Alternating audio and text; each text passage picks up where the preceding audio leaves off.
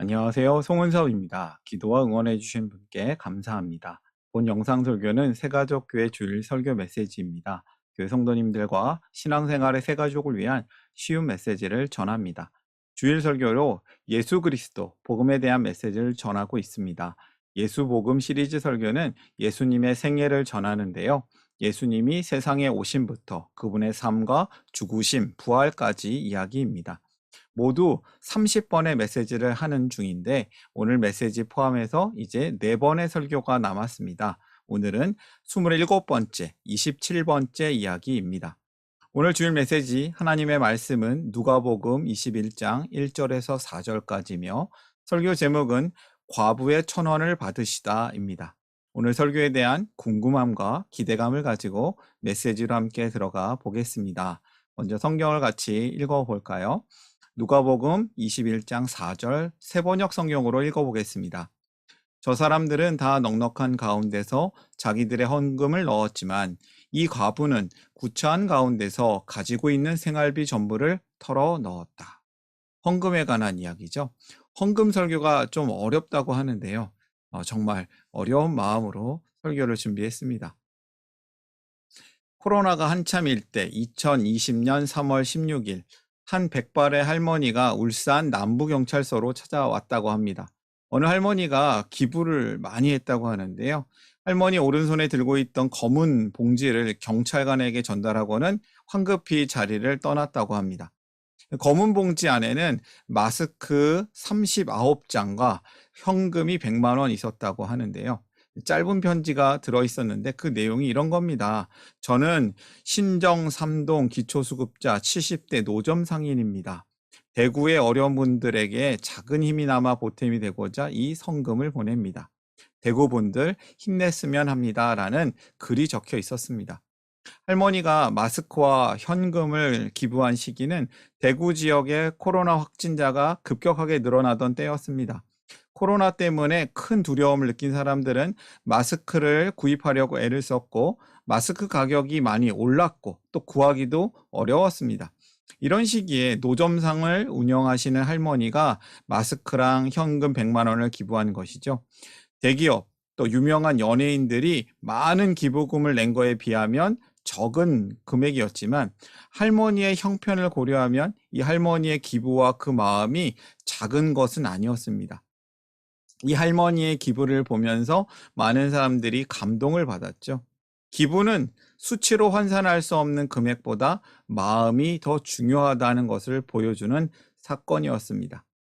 오늘 성경에도 눈에 보이는 금액보다 마음이 더 중요한 것이 나옵니다. 바로 헌금이죠.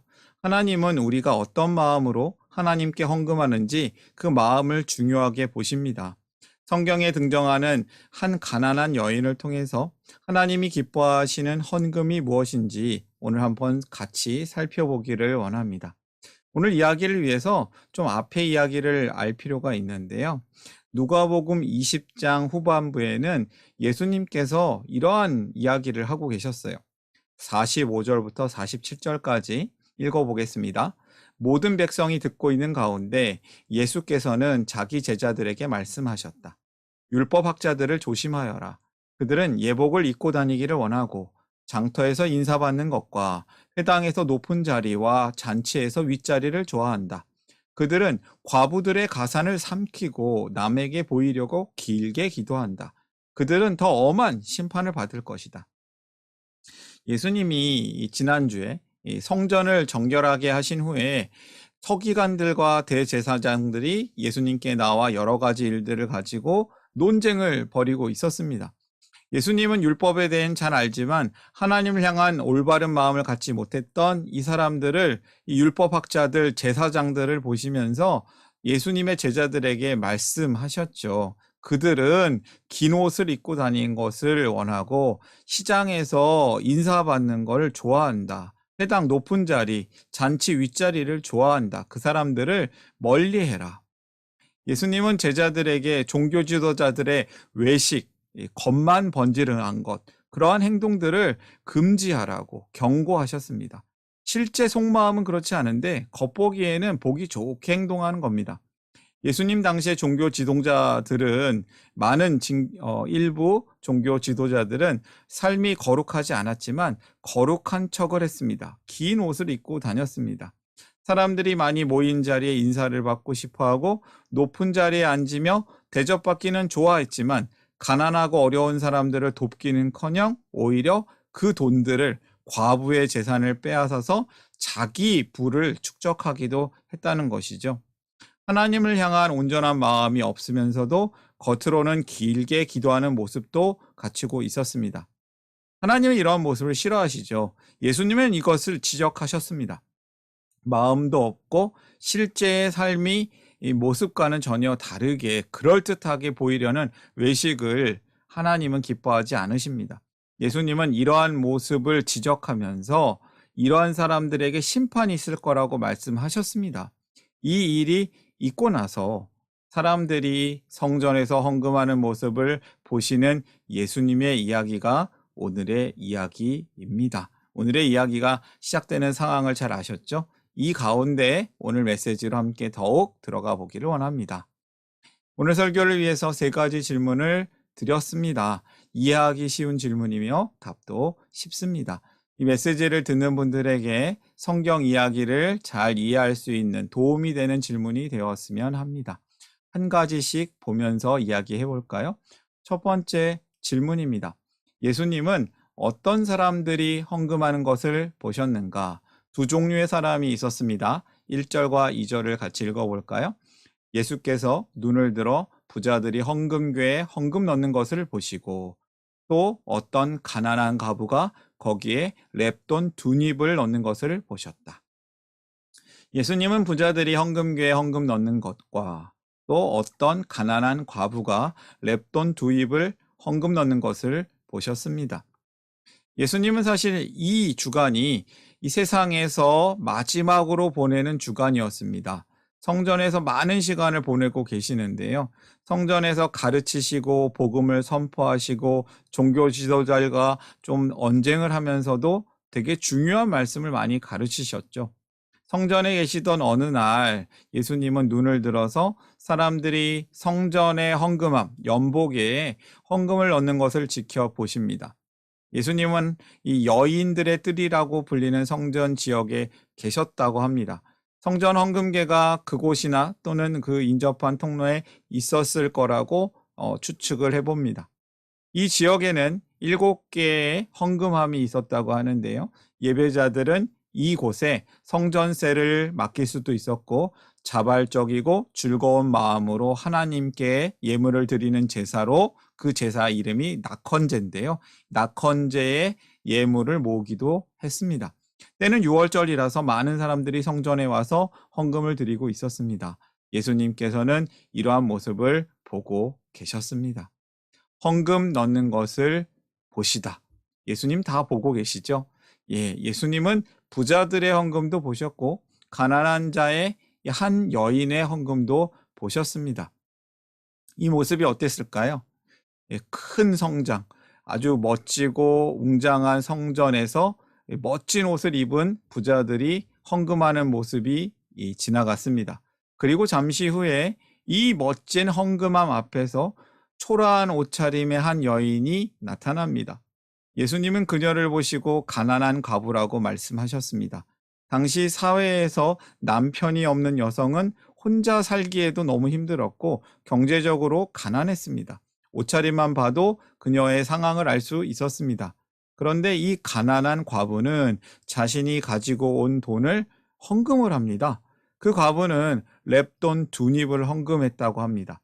렙돈은 로마에서 사용하는 최소 단위의 동전으로 적은이란 뜻을 가지고 있었는데요. 이 렙돈 한 개가 한국 돈으로 환산하면 한 500원 정도 된다고 합니다. 그러니까 500원짜리 동전 2개를 헌금을 한 것이죠. 1000원을 헌금한 겁니다. 성경은 이러한 부자와 과부의 헌금하는 모습을 무척 대조되는 모습으로 보여줍니다. 이 이야기는 제가 앞에 말씀드린 누가복음 20장 후반부의 이야기와 같이 이해해야 합니다. 하나님은 마음도 없고 실제 삶의 모습과는 다르게 겉으로만 그럴듯하게 보이려는 외식을 기뻐하지 않으십니다. 반대로 하나님은 진심, 진정성 있는 헌금을 좋아하십니다. 하나님께서는 마음의 중심을 보신다고 하셨습니다. 이를 보신 예수님께서 어떤 말씀을 하실까요? 아무튼 우리는 첫 번째 메시지를 발견합니다. 주님의 보심을 기억하라. 예수님은 우리의 삶을 보고 있으십니다. 우리에게 관심이 많으십니다. 성도의 지켜보고 계시는 것이죠. 주님이 보십니다. 우리가 어떻게 행동해야겠습니까? 두 번째 질문으로 이어지겠습니다.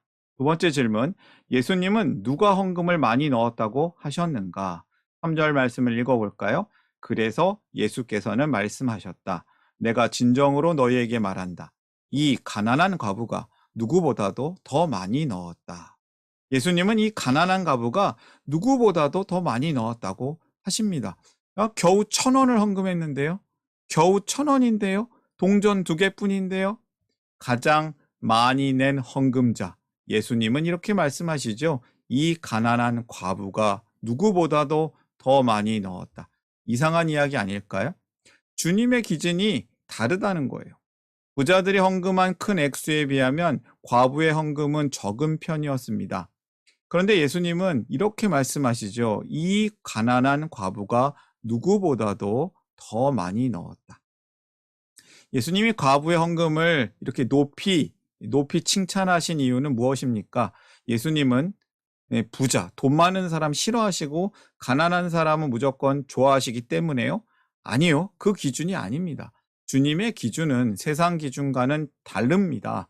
예수님은 그녀의 헌금 속에 담긴 하나님을 향한 사랑과 헌신을 알고 계셨기 때문입니다. 주님의 기준을 따르라. 두 번째 메시지입니다. 예수님은 하나님을 향한 우리의 진심을 아십니다. 누가 착한 앤지, 누가 나쁜 앤지 다 알고 계신 것이죠. 세 번째 질문으로 이어지겠습니다. 세 번째 질문은 이겁니다. 예수님께서 그 모습을 칭찬하신 이유는 무엇인가? 좀 더 구체적으로 성경은 이야기합니다. 저 사람들은 다 넉넉한 가운데서 자기들의 헌금을 넣었지만 이 과부는 구차한 가운데서, 가난한 가운데서 가지고 있는 생활비 전부를 털어 넣었다. 예수님이시니까 다 아는 거죠. 과부는 가난하였지만 가지고 있는 생활비 전부를 헌금하였기 때문입니다. 1등 헌금자, 100% 여인, 1,000원이면 기준이 안 되는데 100%면 이 여인이 1등인 것이죠. 예수님께서 이 여인을 칭찬하신 분명한 이유가 드러났습니다. 과부에게 이 작은 2동전은 사실 그가 가진 생활비 전부였습니다. 그 돈이 없으면 이 과부는 하루를 살아가기 어려웠을 겁니다. 그런데도 그녀가 자신의 전부를 하나님께 드린 이유는 무엇이었을까요? 예수님은 그녀가 드린 헌금의 액수만을 보시지 않고 하나님을 향한 그녀의 사랑과 헌신, 마음의 중심을 보셨습니다. 그녀의 헌금이 그 누구보다도 크다고 말씀하시면서 칭찬하십니다. 그녀는 소유 대비 헌금으로 1등이었습니다. 근데 여러분, 가난하면 쉬울까요? 가난하면 쉬울까요? 전부를 드린다곤 하지만 전부를 소유하려는 죄인의 마음이 그렇게 되지 못합니다. 예수님은 헌금 액수가 아니라 전체 소유 가운데 드린 헌금이 어느 정도인지를 기준으로 이 여인의 헌금을 판단하셨습니다. 홀로 된 여인은 자신이 가진 모든 것을 드렸으며 하나님께서는 자신을 돌보아 주실 것이라고 믿었습니다. 예수님은 하나님의 공급하심을 온전히 믿는 그녀의 믿음에서 그 믿음을 가르치시면서 제자들이 교훈을 깨닫기를 바라시는 거죠. 가난한 사람이라고 다 착할까요? 가난한 사람이라고 생활비 전부를 다 헌금하는 게 쉬울까요? 부자보다는 쉽다고 말할 수 있습니까? 아니요. 전혀 그렇지 않습니다. 가난한 사람은 가진 돈이 이 생명을 유지하는 마지막 끈과 같은 거예요. 이 여인은 주님께서 자신을 돌보실 것을 믿고 맡긴 것입니다. 예수님은 이 여인의 헌금을 통해서 제자들을 가르치고 계십니다. 우리는 하나님께 바르게 헌금해야 합니다. 헌금만요? 아니요. 삶의 전부를 드려야 합니다. 오늘의 성경 이야기는 종교 생활을 위해서 전 재산을 바쳐라 라는 뜻이 아닙니다. 하나님은 우리가 가진 것의 원래 원주인이시죠. 우리는 주인 되신 하나님께 모든 것을 인정하며 소유권을 돌려드리고 각자에게 맡겨주신 것을 잘 관리하여서 이웃과 세상을 향한 하나님의 사랑의 도구로 살아야 할 것입니다. 세 번째 메시지를 전합니다. 주님의 돌보심을 믿으라. 제자들에게 가르치려는 게 이거였어요. 예수님은 하나님의 돌보심을 믿고 살라는 것을 제자들에게 가르쳐주고 싶었습니다. 예수님은 우리가 전부 드리기를 원하십니다. 전부 다 드린다고 우리가 뺏기고 막 가난한 사람이 될까요? 그렇지 않습니다. 한국교회에 삼허 현상이 있다고 지적하신 고 옥하는 목사님의 말씀이 뼈저리게 느껴집니다. 허수, 허세, 허상. 허수란 자기 과시욕에 사로잡혀서 교회 출석 통계를 부풀리는 것이라고 했습니다. 허세는 교회 다니는 사람이 이렇게 많은데 사회에서는 그 영향력이 미미한 것입니다. 허상은 무엇입니까? 신앙과 삶을 일치시키지 못해서 허상으로 남는 거예요. 불신자와 차별성이 없는 세상의 소금과 빛이 되지 못하는 모습이 허상인 것입니다. 예수님께서 지금의 한국교회를 보시면서 어떤 마음이실까 생각해 봅니다.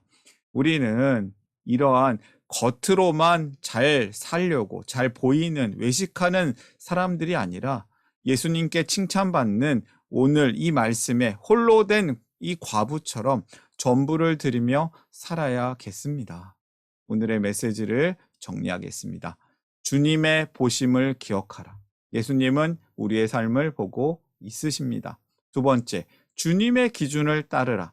예수님은 하나님을 향한 우리의 진심을 아십니다. 세상 기준 아닌 주님의 기준을 따르십시오. 세 번째, 주님의 돌보심을 믿으라. 예수님은 우리가 전부 드리기를 원하십니다. 그러면 하나님께서 우리를 돌보아 주십니다. 결론의 메시지로 정리하겠습니다. 주님의 보심을 기억하라. 주님의 기준을 따르라. 주님의 돌보심을 믿으라. 오늘의 메시지였습니다. 과부의 1,000원을 받으시는 예수님께서 우리에게 무엇을 요구하십니까? 전부를 원하십니다. 오늘의 말씀을 마음에 품고 함께 기도하는 시간을 갖기를 원합니다. 기도하겠습니다.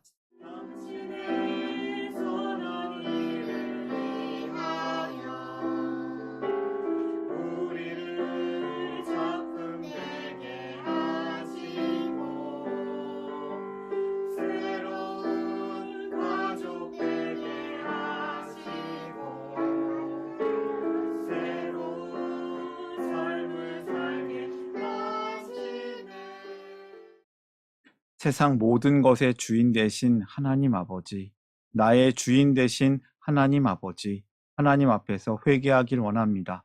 전부를 드린다는 거짓된 마음을 회개합니다. 전부를 드린다고 했지만 전부 소유하려는 죄인의 마음이 자꾸 주인 노릇을 하려고 합니다. 주인 대신 주님께 온전히 전부를 드리기를 원합니다. 이 세상의 참된 주인이신 하나님 안에서 진정한 사랑을 깨닫고 변화되게 하여 주시옵소서. 과부의 1,000원을 받으신 하나님께서 우리의 삶도 받으시기를 원합니다. 우리가 예수님으로 살아나고 예수님을 따르는 삶으로 함께 이 세상을 살아내고 깨어진 세상에서 다른 이들을 살려내는 복음의 통로로 살게 하여 주시옵소서. 감사하며 예수님의 이름으로 기도합니다. 아멘.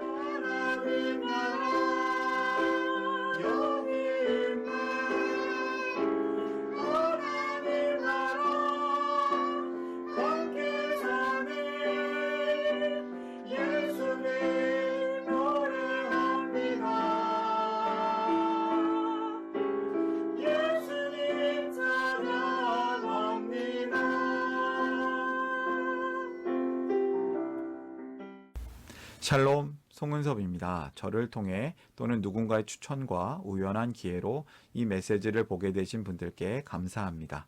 모든 성도님들은 하나님 나라의 새가족이십니다. 교회를 처음 나오신 분들만 새가족이 아니라 우리 모두가 새가족입니다. 왜냐하면 우리가 하나님 나라에서 새로운 관계가 된 새로운 가족 공동체이기 때문입니다. 본 설교는 새가족교회 공동체 새가족과 후원자를 위한 메시지이며 기독교를 잠시 떠났거나 새롭게 시작하시는 분들을 위한 쉬운 메시지이기도 합니다. 혹시 새가족교회의 가족, 새가족 또는 후원자가 되기를 원하시는 분들은 이메일로 카카오톡 아이디로 연락을 주시면 감사하겠습니다. 오늘의 메시지 하나님의 은혜가 넘치시기를 바랍니다. 사랑합니다. 축복합니다.